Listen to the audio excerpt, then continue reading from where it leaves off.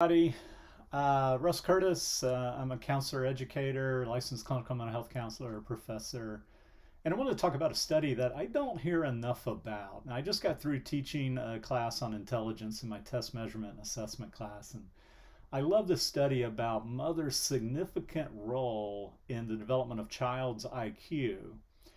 And I just found this fascinating. And I will put the link in the description box. It's by Jennifer Delgado in 2016.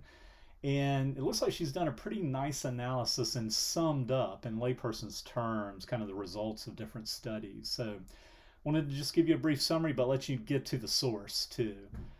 It's estimated that 40 to 60% of intelligence is hereditary. Okay, so we acquire that from our parents, genetic coding, if you will. And so that gives us about half of our intelligence as we define it with IQ tests that is not explained genetically. Okay, so there's a lot of room here to work with.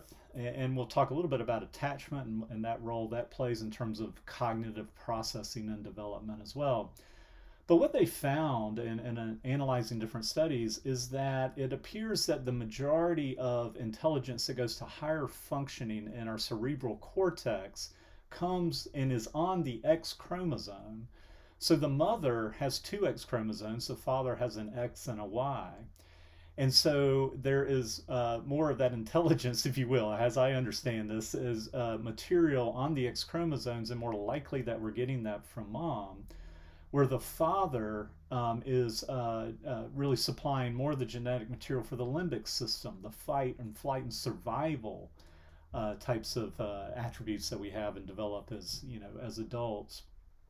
And so they have found in another study that mother's IQ is the single best predictor of a child's IQ.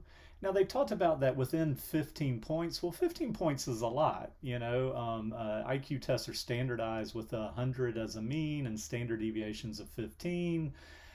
But still, they found of all the variables that they were looking at, that the mother's IQ was the single best predictor of child's IQ.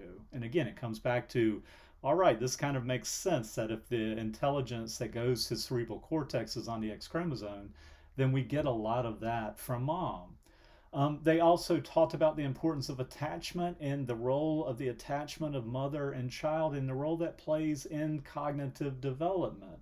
So the nurture piece definitely comes to play here. It's not just nature or the genetic piece of it, although it's a big piece apparently. And so it's important to understand that nothing is simple. We don't want to be reductionistic. People are complex, issues are complex, intelligence is complex. But just as we identify IQ and the way we measure it right now, it does appear that mother's genes have a bigger influence in predicting the child's IQ. All right, let me know if this was helpful. Please feel free to like, share, and subscribe, and let me know what else you want to see. We'll talk to you soon on the next videos.